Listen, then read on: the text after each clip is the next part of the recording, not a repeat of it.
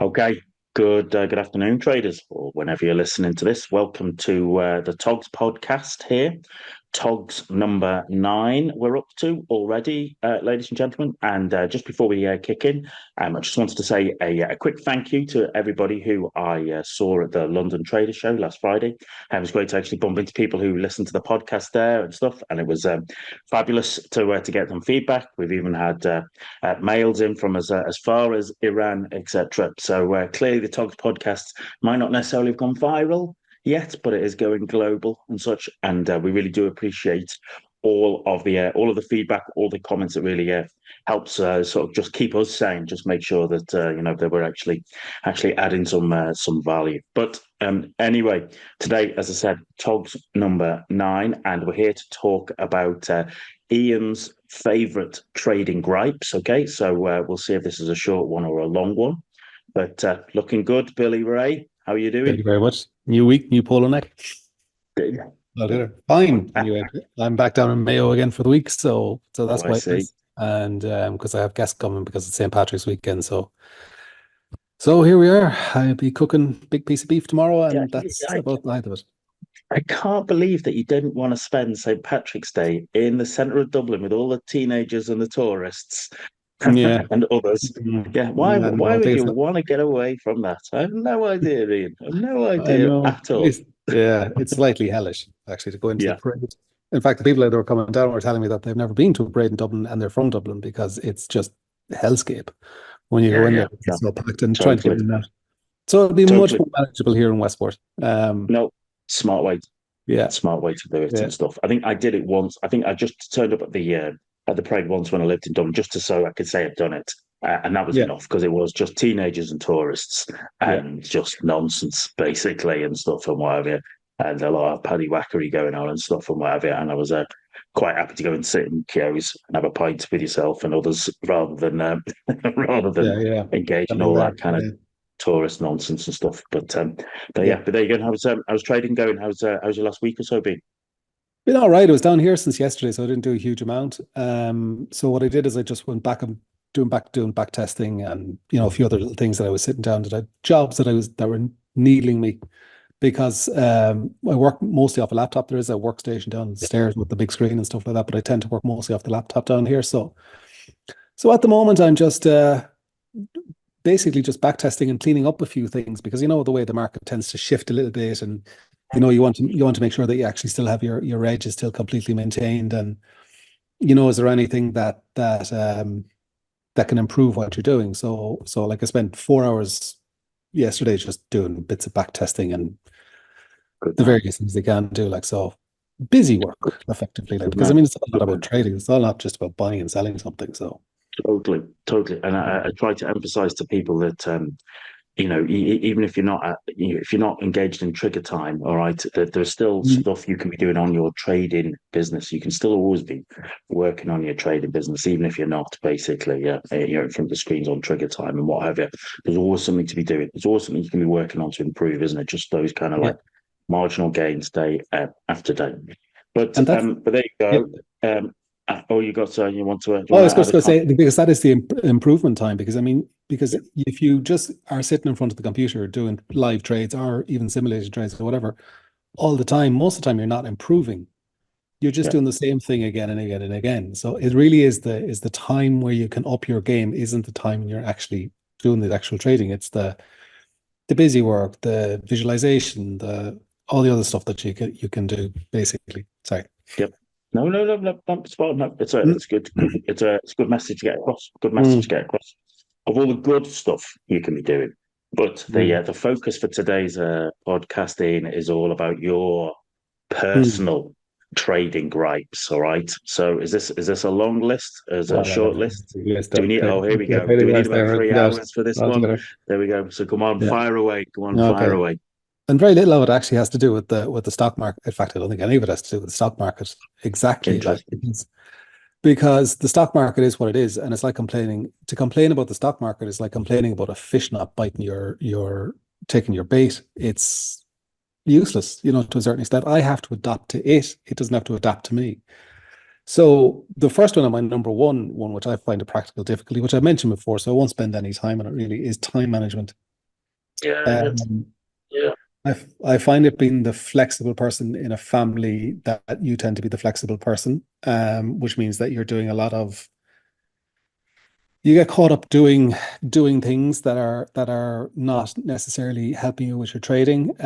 You miss school run is at 4 o'clock for me, so that's right in the middle of my core hours.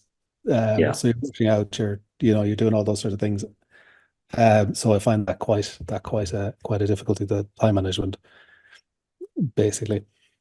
Yeah, Um, yeah, yeah. We've talked about that a bit before, isn't it? If yeah, we have, yeah, you're yeah, really working for yourself, managing yourself and stuff, that managing your time yeah, is. yeah. I think it becomes about priorities, and if as I said, you've got to do the school run. Yeah, Mm. that's going to come first, isn't it? So you have to find a way to work around it, or you have to Yeah. find a way to adapt and find a solution. That's Mm. just is what it is. It is. The second one I put down was a lack of social contact because I'm 14 years as a professional trader. So that means that I am 14 years sitting in a room effectively on my own. You don't communicate a huge amount you don't see anybody live during your workday. I don't see anybody live during my Yeah, workday. So that's what, which we've already mentioned it as well in the past, that the social contact thing with it. Um, so I think social contact is really something that's would be my second biggest gripe, which is probably the reason why we've mentioned it before. Uh, yeah, Third yeah. thing was, yeah, sorry. No, I The was just third, going to say, yeah, yeah, totally, totally. Say your next point, and then we'll chat oh yeah, about them and stuff. Yeah, brokers. Basically, if you've traded long enough, you've had a problem with the broker, yeah, because they're not your friends. They're not there to help you. They're there to take your money off you. I mean, a spread better only makes money if you lose, and they're going to do everything in their possible power to help you lose. And then I find increasingly the US brokers that I use, not to mention anyone in particular, but a lot of the US brokers that I've used have been getting worse over the yeah, years. The quality and availability of technical support. Um, I had somebody who was using the same broker as me ring their trade desk, and he was like 45 minutes trying to get through to the trade desk, which is yeah, something like that's an emergency thing. If you're a retail trader and you're ringing the trade desk, it's probably an emergency because yeah, your computer's gone down, their site has gone down, the internet is off, whatever's happened, and you're ringing them to get out of something. So 45 minutes is unacceptable. And then I've had all the usual things. Brokers. I had one broker one time decide he was changing. They were going to change their server in the middle of. While I was in drawdown, they wanted me to take the drawdown, close the trade, and then open in a new on a new server for them, and that effectively cost me 30 grand. yeah. So Yeah. Choices. so that's that. Yeah, yeah.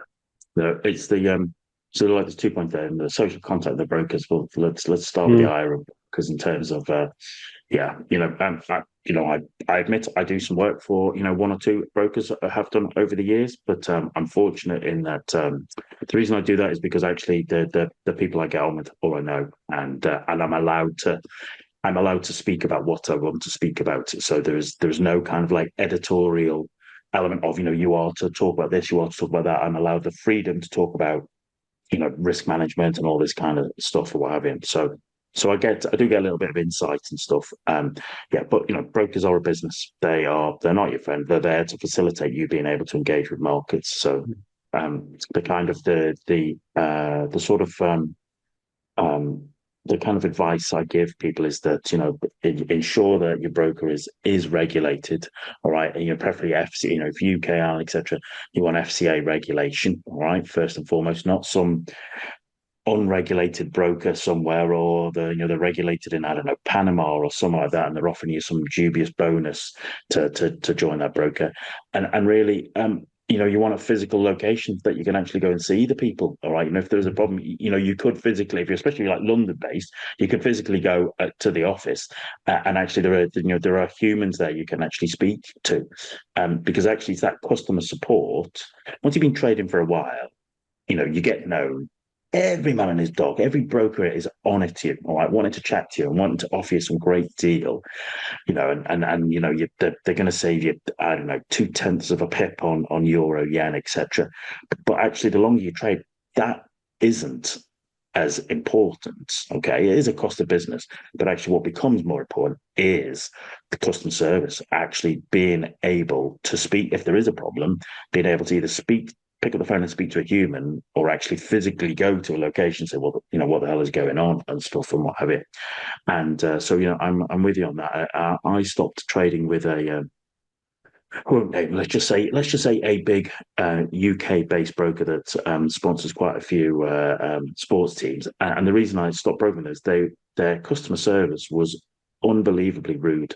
Constantly, they were unbelievably rude to me. All right, okay, and I didn't give $1 million accounts. So I had good sized accounts with them, and I worked with them, and they were just downright rude to me constantly. And I just thought, why do I need to put up with that? It's not like they haven't got competition. And so I kind of just closed everything down and went elsewhere. And then of course they're all over you like a cheap Chinese suit, trying to kind of prove how great they are. But actually they've had the chance and they've screwed it and stuff. So yeah, on Mm. brokers, yeah, you have to tread carefully and spend your time, working out. And the truth is, they are a business, so you are going to have challenges.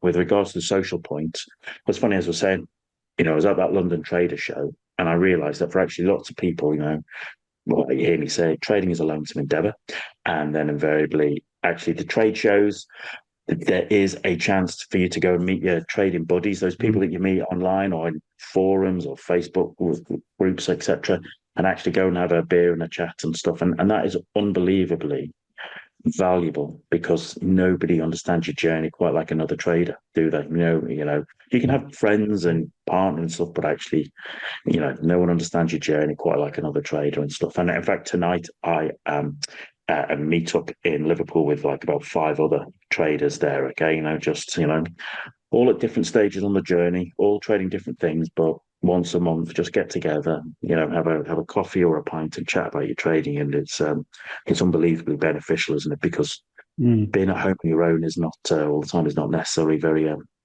healthy, is it? No, it's not. Just with the brokers, like individually, some of the brokers are actually quite nice people. I've been out Yeah. with them, all that kind of stuff, and I get on with them. And Yeah. they bought me an enormous amount of free drink in my time, which is quite a nice thing, really. But and the other thing, I think if you have rude staff, that's bad management. There's no need to have rude staff. I just don't understand any place that has rude staff. One of the things I find funny with the funniest things that ever happened to me with brokers, in a bar one night at a broker thing, and I wasn't with them. I just was invited by somebody, well, by one of their other brokers to come along and meet people.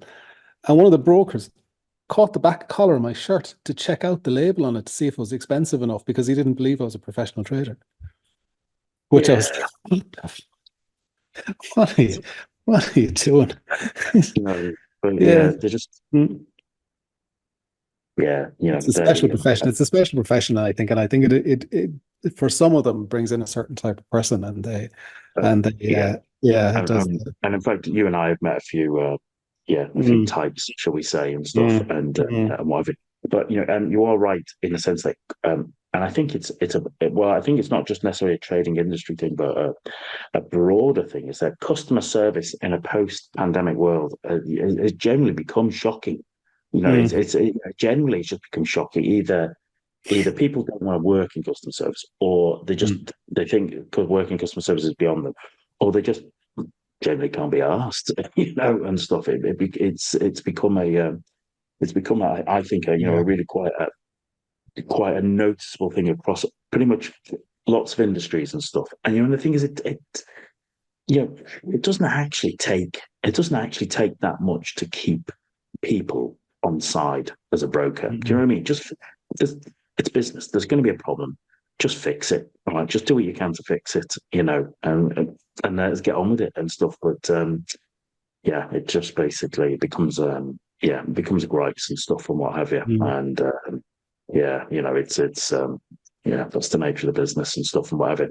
But yeah, you're absolutely right. There's no excuse for rudeness, right? No excuse for rudeness whatsoever to people. But there you go. All right, so there you go. There's Yeah. a couple. Any more gripes Just as or when I ring, yeah, when I ring customer service in the US, because I use a US broker for charting, and they just won't let me off the phone because I'm Irish. So yeah, they hear your accent, and then I don't tend to be too aggressive with them, and they get all these traders who are panicking. Oh my God, it's all. So I find that I could be on the phone to some technical person for 2 hours. Um, Humbling. humble. I thought when I started trading that I was really hot shit, basically. As a person. I really was, because I'd made money doing other things. I'd been voted top Yeah, young 8 or 6 young entrepreneur in the country at one stage. I started businesses, done things, been wherever. And I came into trading and I thought, oh yeah, of course, this is going to be another one of my successes. And it is probably the most humbling thing that I've ever done in my entire life. Because it is such a difficult business. And you're doing it extensively on your own. And you really have to find out a lot about yourself, and you have to find out an awful lot of sort of almost not nice things about yourself. You find out your own limits, which is another one of my trading gripes, which is basically myself, because trading shows you the limits of yourself, because you can see where you want to go and you can see where you are. And the only thing, because it's a meritocracy trading, the only thing that's between where you are and where you want to go is yourself. So it's quite humbling, and it's quite a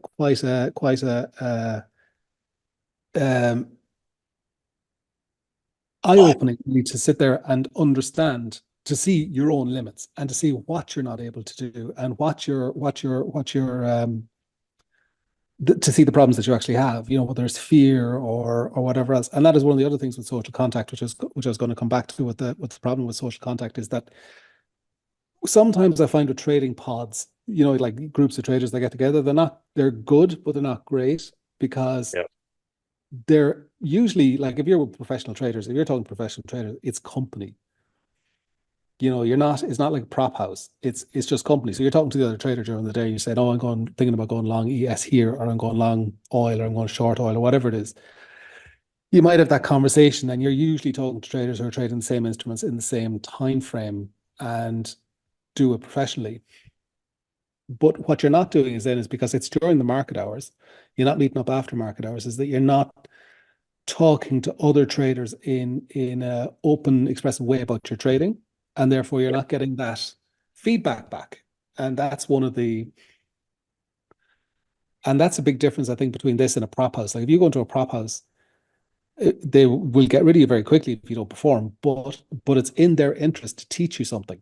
And it's the fastest way that you can probably learn, because you can mimic what somebody else's system is. If they yeah, have an edge in their system, you can mimic that system, and then you have somebody sitting on your shoulder whose job it is to teach you, to understand you, to see all your problems. So and you can get caught in rabbit holes of things like over trading for years. It's really quite a thing. And there's not a huge amount of stuff I don't find in a lot of the trading podcasts, the other trading podcasts, on the literature in the media about trading, that can help some of those things, because you have a lot of blind spots. Everybody has blind spots about certain things in their life, and you might have a blind spot about something in your trading, and you just, like a moth in a bottle, you're stuck until somehow you see that blind spot, and then you can start to correct it, basically. And that's the big things with it. It's quite humbling to find out that you have those blind spots. Because I always thought I was, like, super self-reflected, and I am in general, compared to the average person in society, quite self-reflected. But I got blind spots, and you can't talk to your family about your blind spots, because they're like, "Huh? What do you mean? I don't understand what you're talking about over trading. What is over trading? Or whatever it is." Um, or impulse trading. I can impulse trade occasionally, which is stupid.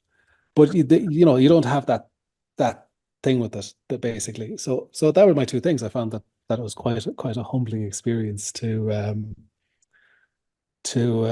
learn to trade, because it will push you to your absolute limits, and you suddenly find out where your intellectual limits are, Yeah, basically.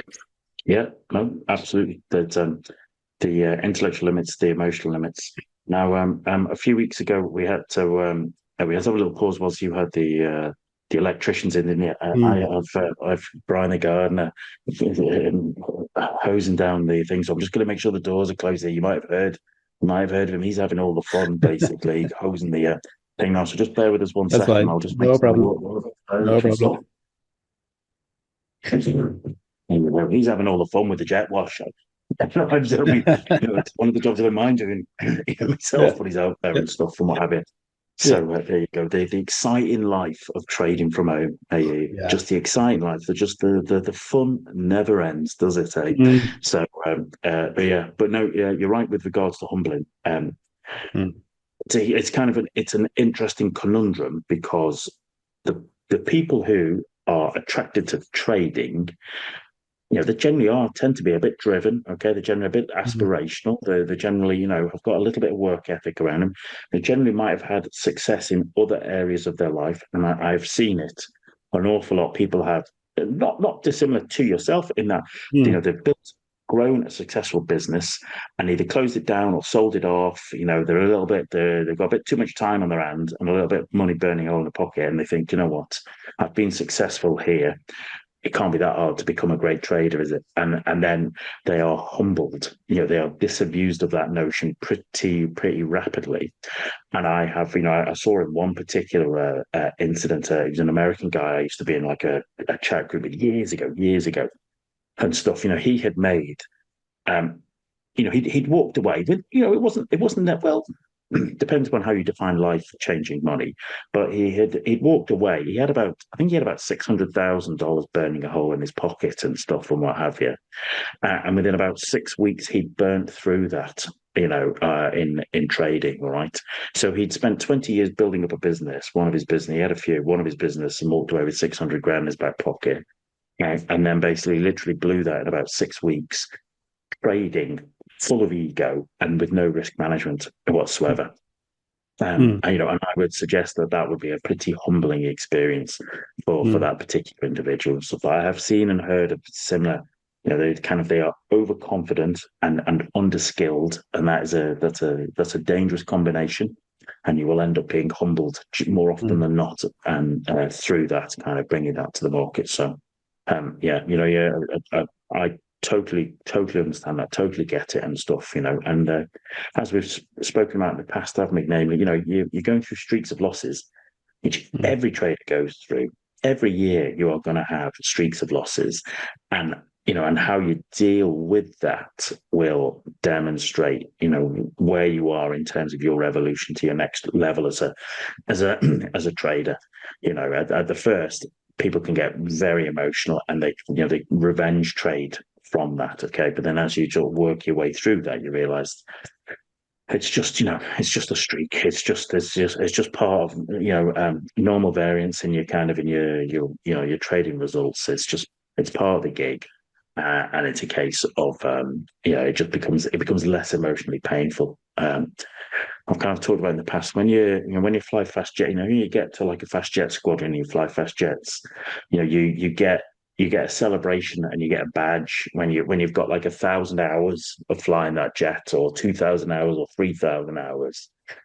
And it's a reflection of your clearly, your maturity and your experience, and it's almost like traders could do with having a badge like that, because they need to be 1,000 trades in, 2,000 trades in, 3,000 trades in, and the more trades you are in, the less a streak will humble you if you're doing it Mm. properly, and the more you realize that just one trade it's just a data point, isn't it? It's just one point of data. It says nothing about your self-worth as a human being.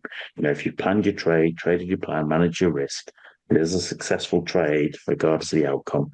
But at the start of your journey, that is sometimes difficult to swallow. It's difficult to take on board, isn't it? Because you want to win on Mm. every trade. You want validation, and and suddenly sometimes that doesn't come for a good while, does it? No, no, it doesn't. No, it absolutely doesn't, because an awful lot of people, I'm going to come back to it in a sec, don't have an edge. But just Yeah, one thing that I just wanted to say about brokers before we completely went off it, never give a broker a second chance. It will be my biggest thing. yeah, If something is going wrong with your broker, if your broker is not doing whatever you want when he's supposed to do it, if he's not fulfilling his side of the contract effectively, um, there's something going wrong in that brokers, and they will go out of business, and they have got your money. And yeah, I know it's all supposed to be cordoned off or whatever, but that doesn't mean you're going to get your money back. And I mean, just to give you an example, I was with one broker last year, and they just weren't working properly. And there was the pricing was off and everything was off. And I rang them up and I said, "Give me my money. I mhm, want out." And it took me like 3 weeks or 4 weeks to get the money out of, our 6 weeks. It was quite a long time. I need to get the money out of them, which should be instantaneous. And they yeah, were closed. They were closed the month after that. yeah. Basically, they There went out you of go. business. So There you go. yeah, Yeah, yeah. That's it. yeah. All of those things are like red flags, aren't they? Oh, yeah, And they you should have be. to hold them to impossibly high standards. Your Yeah, brokers, yeah, I think, so. yeah. Um, Totally. yeah. The talk about people. I mean, I've seen the same thing when you go to trader meetups. I remember being at a trader meetup one evening and talking to a guy, and it turned out he used a company like an Irish famous company that I used their product, and I was like, "What are you even doing here? You've made your money, you've made your thing." And he was coming back year after year, and I don't know that he do quite well, but I was surprised with sometimes with the people that come into trading, basically, that they are coming in from other businesses, Yeah, but just because you were the right person for one business does not mean you're the right person for the other business. Because the things I did before, which I was the right person for doing, it was easier because you're just, first of all, you have less decisions. Trading is a business of constant decisions. You're making a decision every moment of every day, and that decision is either going to help you or is going to hinder you. Where with an awful lot of businesses, you're making a decision and then you're carrying out that decision, which is a different way of. So there's only one decision that has to be made. So if you were owned a sweet shop and you were bringing in a new line of chocolate or something, you were making the decision to bring in that line of chocolate, and everything else subsequent to that is just doing it. And then you find out over time if that decision was right or wrong. Where trading, you're making a decision. Every bar can lead to a change in your decision. It's amped up effectively um the second problem is that trading is consistent failure. You're always working in some level of failure, I think. So you really have to be resilient. You have to have very thick skin to put up with simply the amount of failure that you have to go through, basically, because it's the failing side is the side that decides your profitability. How much you lose defines, if you buy something, how much you lose really defines how profitable you are at the end. And then coming back to the edge thing, because it was one of the things that was one of my gripes was a lot of trading educators, and they don't talk. In my opinion, they don't talk about. They focus on the wrong things in some ways, and I think it hurts traders' progress. So take self-discipline, for instance, right? You get an awful lot. You'll never make it in trading if you don't have self-discipline. You need to go and develop your self-discipline. And they're saying that to newbie traders who are struggling. You have to have this self-discipline, which is true. But the first thing you have to have is an edge. And if you don't have an yeah, edge, you don't have anything. And it's actually relatively simple to develop self-discipline if you have an edge. Because the thing is that if you were in a slot machine and you were going to win for every 10 coins every 10 euros you put in, you're going to win two 7 times, and you're going to lose one 3 times. You soon will quickly develop the self discipline to do that, basically. And it's the same thing with trading. If you have a setup that works, that has an actual edge, you will easily develop self-discipline. You'll get a work ethic around that, because basically you're pressing a button and getting money at the other side. So you'd only be too happy to be there to press the button. You're only too happy to have all self-discipline and not screw things up. And they don't start there. They start with this, because if they started with the thing, very few new traders in probably their first 3 years have a real definable edge, in my own opinion, or at least first 2 years, because they're learning on their own. They're trying to learn, they think by learning a system, like you go out and learn some fib system or something like that. And they think that fib system, by learning that fib system exactly, that they're going to have an edge, but the edge is gone in that fib system for 10 years or 15 years or whatever it is.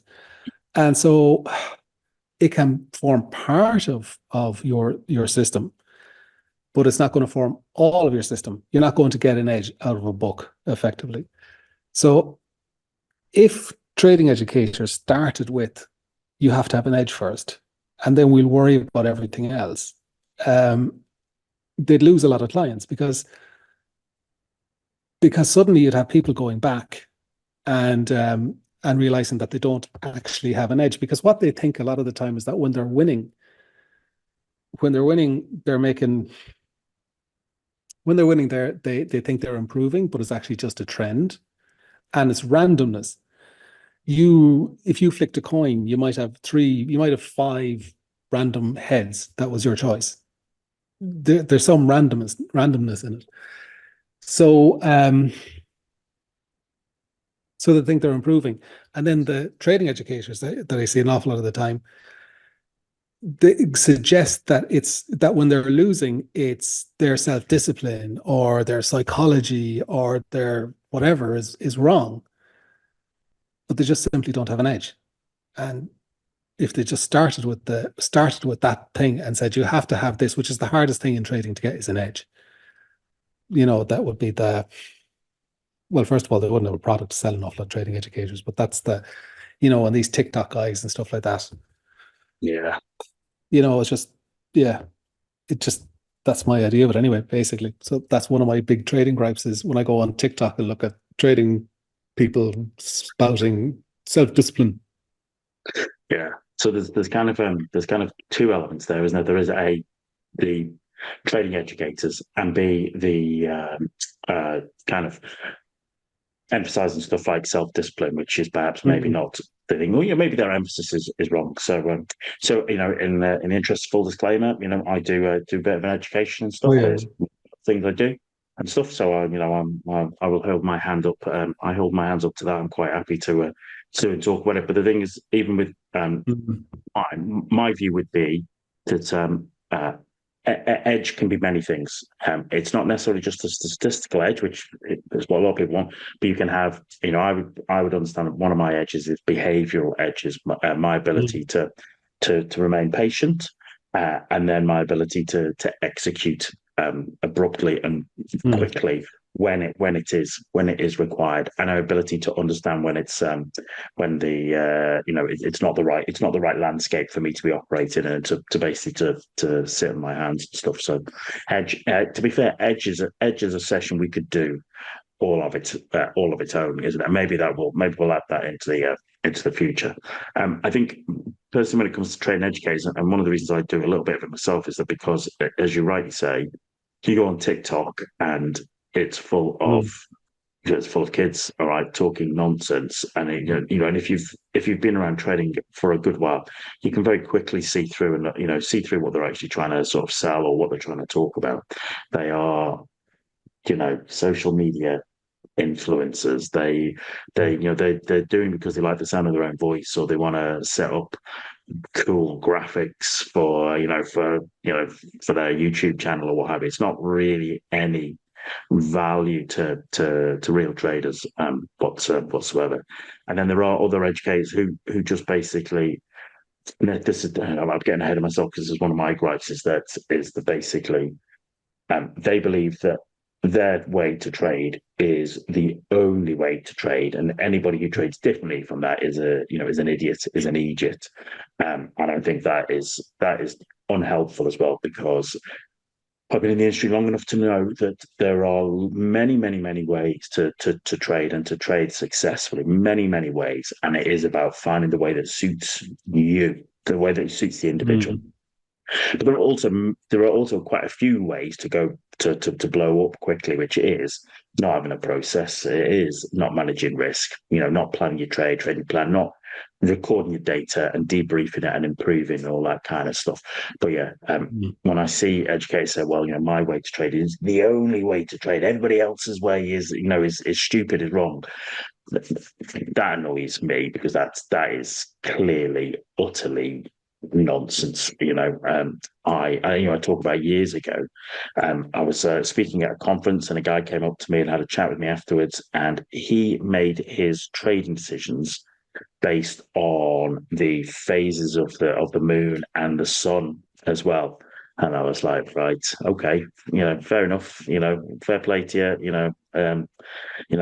keep taking the medication and stuff. Good luck to you and all that. But listen, he showed me his track record, and his track record for years and years and years, he was successful. He was making money. He had a successful track record, and it kind of brought home to me that track record trumps everything, and that ultimately, for whatever reason, he traded in a way that basically worked for him, and he was able to do it with consistent execution, and he was doing well. Fair play. So who am I to judge him on how he engages with markets when he's been successful? And it's not just like he's been lucky for a couple of months. The guy had years and years and years of track record of doing well. So, as I said, there are many different ways to engage with markets. It's about finding the way that suits you. And most people don't last long enough to find that way, because they are taught a system, but they're not really taught about managing risk, okay, managing money, managing themselves. And so they blow up before they get the opportunity to really advance as a trader. And I might have even said it in my first podcast, is that sort of talk about SAP: survive, acquire, prosper. You have to survive long enough to acquire the skills to be able to prosper. And you only survive if you are managing risk, and if you have a little bit of a routine, a little bit of a process. You debrief, you record your trades, you debrief your trades, so you get a little bit better. It's about surviving, not about. It's not like that Monty Python sort of a sketch, them in the theatre and stuff, and the hospital administrator comes around, and nobody's interested in what's going on. Everybody's interested in the machine that goes ping. Everybody wants the shiny, flashy machine that goes ping. That's what everyone's focused on, right? Regardless on the actual operation that's going on. And it's a little bit like that in trading education. Everybody wants to show you lovely gimmicks and graphics and machines that go ping, rather than actually stepping into what is needed to be done, because it's not sexy or exciting, is it really? It's a good deal of hard work, good deal. You have to put in the hard yards yourself, and you will only do that if you truly love what you do. Or needed the results from it, I think, is a huge big thing, because I think 50% of traders that are in it, even 50% of really good traders, it isn't so much love for the trading, it's that they want the results and the life that comes with it, and whatever perhaps status or whatever it is they want with it. Yeah. The trader guys the TikTokers, it was TikTokers really I was thinking about. And there's one guy who's in a Facebook group, and he puts out these trading wisdoms, and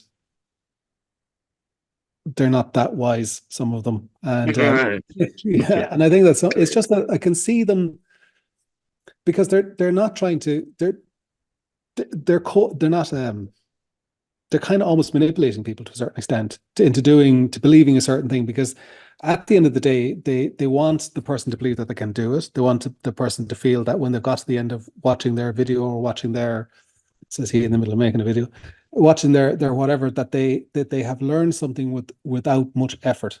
So they have progressed, but they feel they've progressed, but they might not necessarily have. And I think that's the thing that I sort of I rail against a little bit with that sort of segment, basically. And it's span you. I mean, when I started off, you went and bought a book. So, Yeah, it's a relatively new thing, and they are lots of teenager aged looking guys who just are really into social media. And I don't know. yeah, BTC Bitcoin was that thing. I remember when Bitcoin came out when we went through that big huge phase of it, and it was like that, oh, you don't trade Bitcoin, you're a yeah, fool, you're this yeah, the what, and I used to drive me yeah. used to Shut drive up, boom. me. Yeah. I'm I still think, here though. yeah, I think you'll find the right word is Gen X combat veteran. That's better. That's a little bit more accurate for myself, you little tit. It's just, Yeah, yeah. Yeah, I think I'm quite happy. I'm sitting here on a whatever Thursday in the middle of the day with nothing to do, and they're all at work now. I mean, the next thing I'm going to do after this is salt some beef. Oh, there That's the you go. next thing, and Well, then yeah, I'm going to go that's a down. good use of your Thursday That's afternoon. yeah, it is. Yeah. Um, Faces of the Moon. I remember when that had a phase there about 5 or 6 years ago, or about 7 years ago maybe. And I remember that it became almost popular. It was one of just like it was one of those things. And there is one trader who I would have like genuine respect for, who did some research into it and found out that he was going, yeah, there seems to be something in it, but I mean, he didn't trade like that. He was a trend line trader, like, but yeah, it was one of those things that just turned up. It had its moment anyway. Whether it still works in it, I don't know. But then there are things that play sometimes and things that don't play. I remember looking at 15-minute fibs, we'd say, the traditional fibs in oil like 6, 7 years ago. That's all that would play. They were just fantastic. They would just go and go and go. And now they don't tend to do it very often. They tend to get front run or broken more than they used to. As the market changes and evolves, it moves on to different things. My next trading gripe was how society views traders, Interesting. because actually the best statement that was ever said to me about trading. I was at a party, must be 10 years ago, in someone's house, like, and I was talking to some woman, and she asked me what I did for a living. I said I work as a trader, and she went, "Are you not a bit old for that? Because that's a young man's game." Really? Because she worked in a prop house, and they're all like 22 or 23. They're all or four, whatever they were. They're all fresh out of college, like so. So she was saying, and she was, they work really hard. Prop houses are like galley slaves, in some ways. I always think, it's a great way to learn. It is a great way to learn. If you do well in a prop house, you do really, really well. Like, but it's vicious enough from what I understand from talking to prop Yeah, house. she wanted to employ you to be the lad at the front with beating the drums, like from the Roman galleys. There you I go. have the figure There for you that now. I think it really do. Go on, quicker, quicker. We'll go to go. Go tactics. on, quicker. Quicker. Push the buttons. Push the buttons. Yeah. Oh dear, but uh, yeah. Well, anyway, that'll be that. Yeah. But anyway, that was my big thing that I found with them, is that I find that sometimes with I was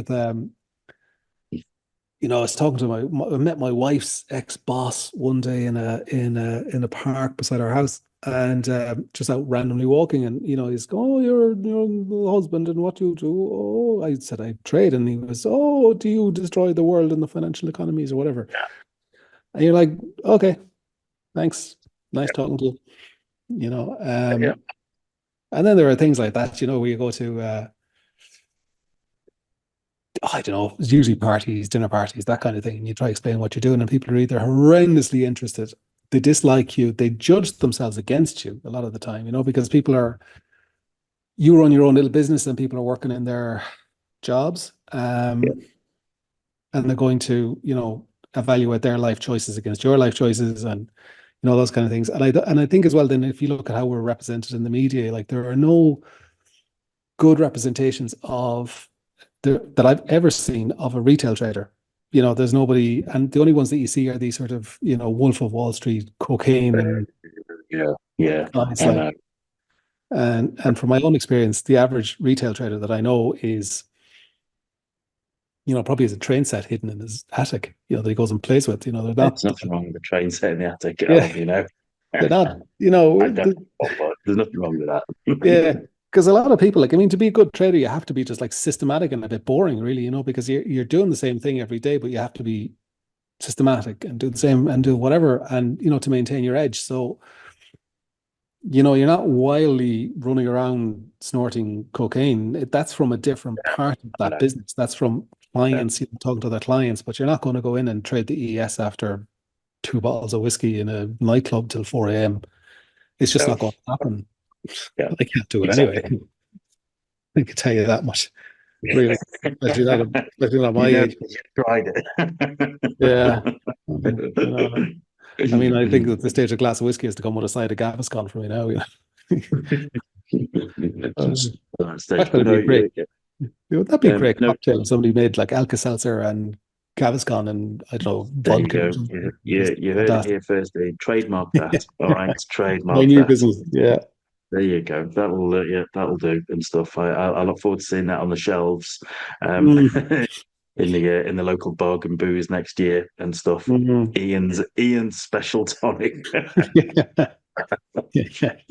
Helps you get through the night and the next morning. In fact, it could make a great hangover cure, just a little bit of light It could alcohol well and be. a It Gaviscon and could an well be. Alka-Seltzer in the morning. I'll do maybe Yeah. No, two it's paracetamol.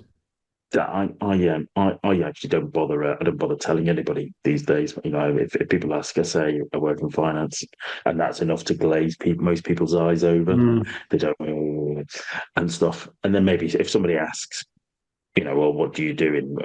Because they either know or they have an interest, and maybe I'll have a little chat with them about it. But generally, I find it's up because of all those points you made. Otherwise, mm, there's misconception about it. There's basically, mm, yeah, the worst it gets is that you are lectured to about how you are absolutely and utterly responsible for all of the ills in the world, and at mm, best somebody says, well, can you give me a stock tip? That mm, they want you to just basically tell them what to buy and stuff, and you're just like, I'm not interested in that at all. So yeah, I just generally tend to find it's better to sort of dog leg around that by basically just saying I work in finance. Most people are bored of that and stuff. They just don't yeah. want to know, not interested Mm, and stuff. They want to talk about themselves or something else and stuff, and that's fine. That's fine. Fill your boots.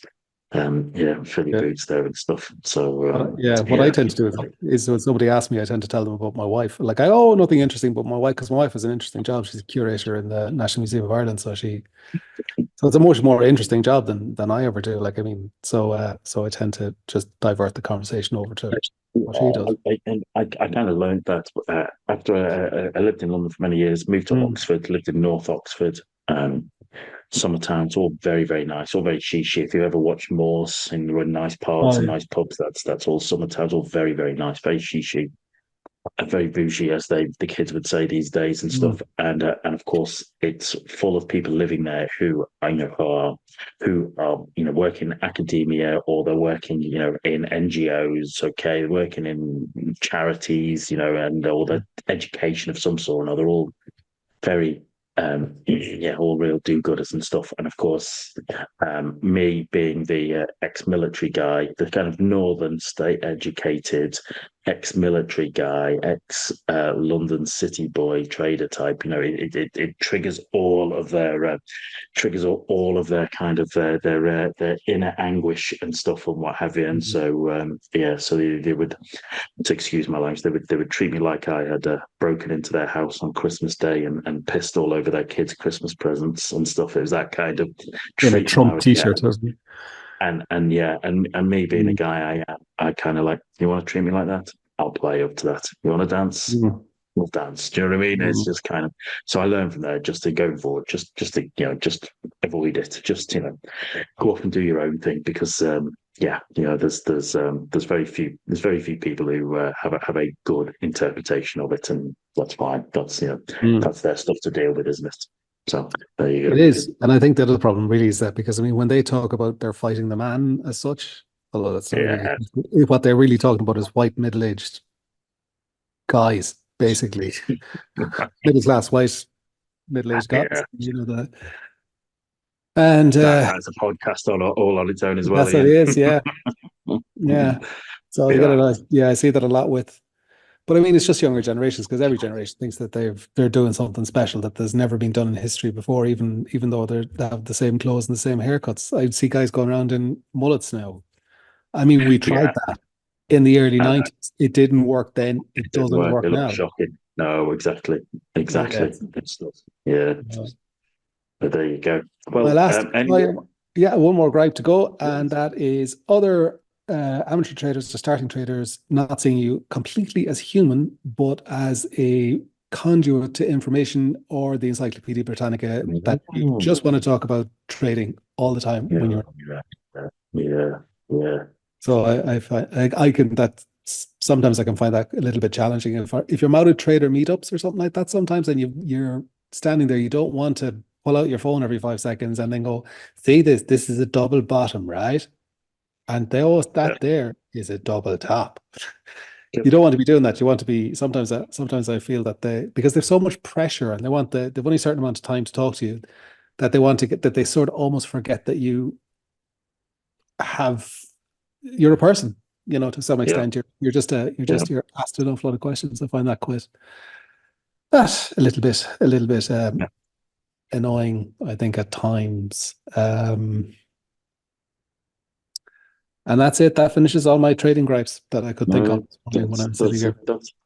that's a fair one to last time. I find so of course running meetups and like run big meetups in London, and I think enjoyed them. It is nice to get out because we said right at the start it's nice to have that social Mm, contact and chat, and I've made some great friends around the world from these events.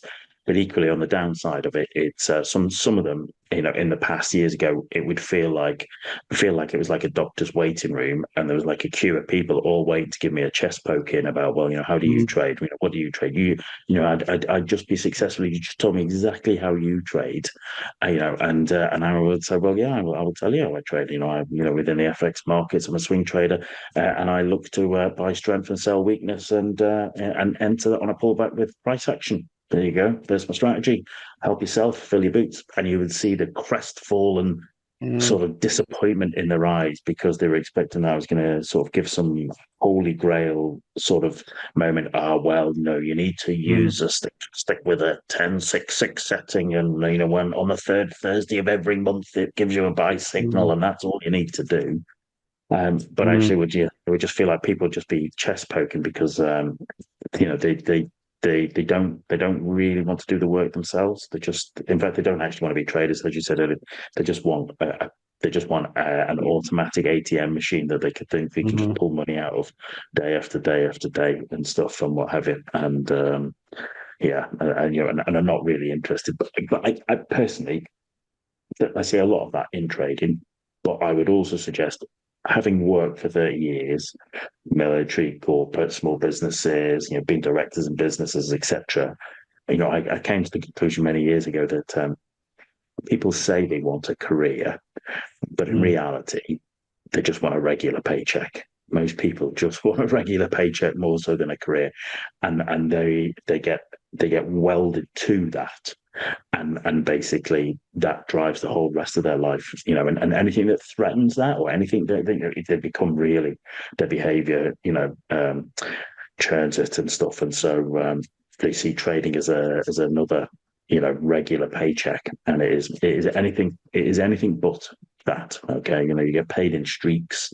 Trading payouts tend to be lumpy. I've found in my so you tend to go through streaks and stuff. So which is not really what people want when they're used to getting like regular paycheck on the last day of every month or whatever it is. So yeah, that kind of drives some behavior, I think. yeah, because I was thinking, because most people that I meet that go into trading, I'd say in excess of 50%, what they're going into it for is a status bump. They want to do something with their life that's going to increase their status and trading is accessible and you can sort of do it on your own time. So, you can come home at 8 o'clock at night from your job theoretically, and there's still going to be some market open someplace that you can actually do something with. But primarily their idea is that they're looking for a quick change in their status. And that's not what trading is. It's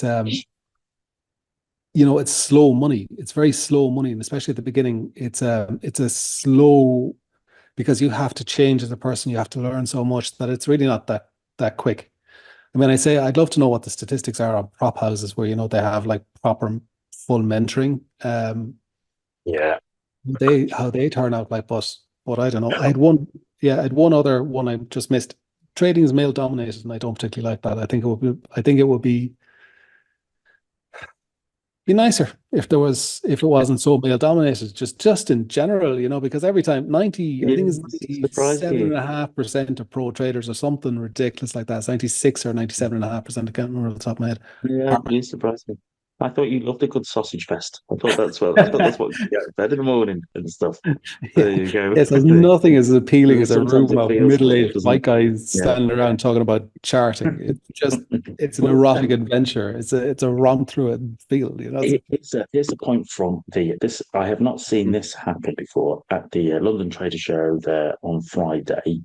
Um, the security had to escort a middle-aged Eastern European woman out because she had turned up soliciting guys at the event, trying to Mm. basically, you want to get a room upstairs, big boy, and stuff. Come upstairs and show me your Fibonacci ratios and stuff. I've never seen for because it happened to a friend, a client of mine, and I thought that's a bit strange. And then I saw her hitting on a few guys, and then suddenly security cottoned on to what she was up to, and they were all over, and she Yeah. kind of got out and stuff, and yeah, which I haven't seen that at a real trading conference before. I've seen it at meetups, but not at a Oh not yeah, for someone to be that's true. blatant, not for someone to be so blatant at Yeah, a yeah, trading conference about that. yeah. So be careful what you wish for, Ian. Well, So I suppose that's true, but it's also as well. It's just because that's how people see traders. First of all, they think that yeah, yeah, that's the kind of thing we'd all be madly interested in.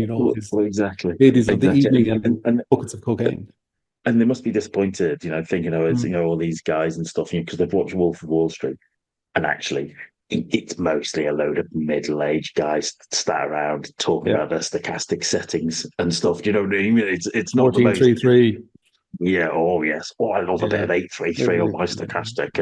yeah, And and that's the reality of it. It's actually just quite a lot of yeah, dull fellas stood around talking about their favorite yeah. indicator And settings. the other thing too is when you're out with professional traders, it's probably this third last topic you'll probably ever talk about is trading Yeah, because yeah, yeah. I know. it's you're not there for that. You're there because you're human and you want to go out.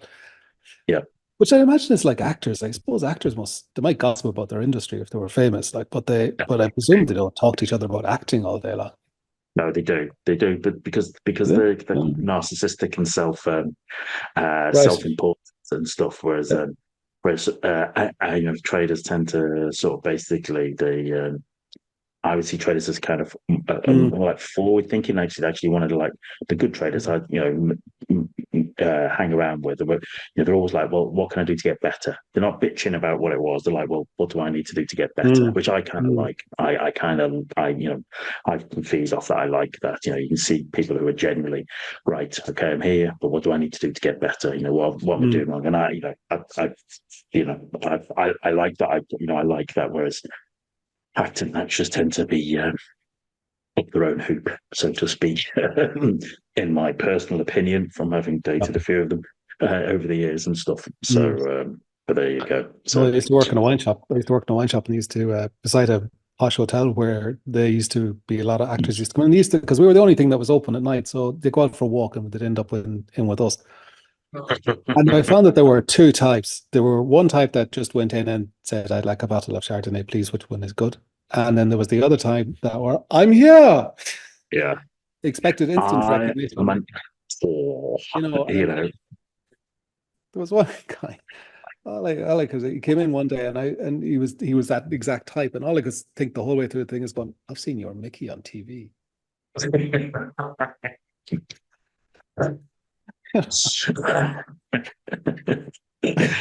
and, and and that's when you decided to take up trading. That's what I decided to take a trade. I needed to run away and be on my own for 14 years to get over that trauma of talking to somebody who's seen on the television. Like, it really wasn't a That's what it was. thing. Like, and But they are very disappointing when you're up close with them. I think an awful lot of, Yeah, I know they are. there Yeah, was, trust me. yeah, Yeah, there was one guy yeah, we pronounced his name by accident, a famous actor. So we got told off about it by his assistant, and then we just sold him a load of crap that we were going to throw out. We literally had wine that was gone off that we were going, well, I throw this out, or what do we do? Oh yeah, we should throw it out, and then we sold yeah. it to him for a huge amount of stupid money just because he kind of wanted to push his weight around when he was in with us one day. But There you go. yeah, There you go. Anyway, mm. maybe that's another podcast. We're getting a lot of ideas for other themed podcasts Oh yeah, in this session mm. here and stuff. I mean, there's plenty that we can talk about. Whether the world is ready for that or wants to listen to it is another matter is another Yeah, matter entirely. But listen, with traders, it's all about supply and demand. If there's demand, yeah, we'll supply it. yeah. But anyway, yeah. But anyway, we should probably Mm. draw that to a close now. We've gone over a little bit normally than that, but once you start talking about gripes, it's Mm. easier, isn't it? Mm. So Mm. yeah, so there was there's plenty of good gripes there from Ian. And next week's Togs 10, that'll be me talking about my Oh yeah, gripes and stuff. So get comfortable, buckle up and stuff, and what have you, and we'll be able to sort of carry on. It's like that episode of Father Ted where Ted gets yeah. given the award, and he gets to stand up at the front and go on about all the misdemeanors and all the kind of insults and the Yeah. stuff he's had to put up with throughout his career and stuff. So it'll be turning into an episode like that. But Actually, in yeah, that wine shop that I used to work in, the woman who played Mrs. Doyle used to, because it was right across the road from the uh, theater. She used to come in like once every 3 days or something, once every 4 days, and buy prosecco or whatever was buying. And our whole competition, because you get bored working in a wine shop, was to try and get her to say, "I go on." Which was their thing. So you spend your whole time going, "Oh, right, how you doing? Listen, would you like this pen? Will I put this pen in the bag for you? Will I put it in the bag? Will I put it in the bag? Say it." But I mean, she'd well cottoned on to what I say we were doing. I mean, she must get everybody in the entire world going, stay the yeah. line.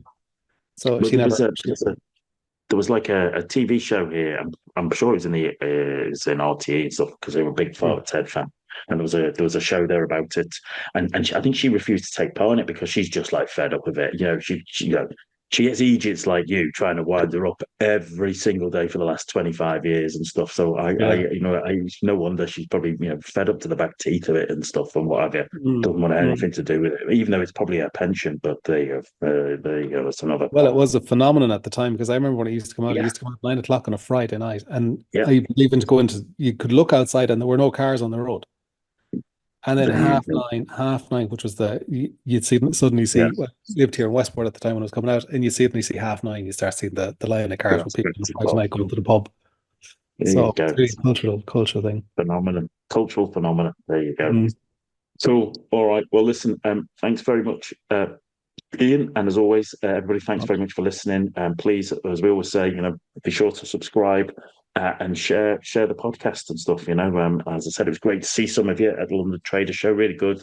Really appreciate the feedback. Any comments, thoughts, share it. Okay, we love it, and we'll be back next week, won't we? As I said, talk about my trading gripes. And until then, trade well, everybody. Have a great trading week. Cheers.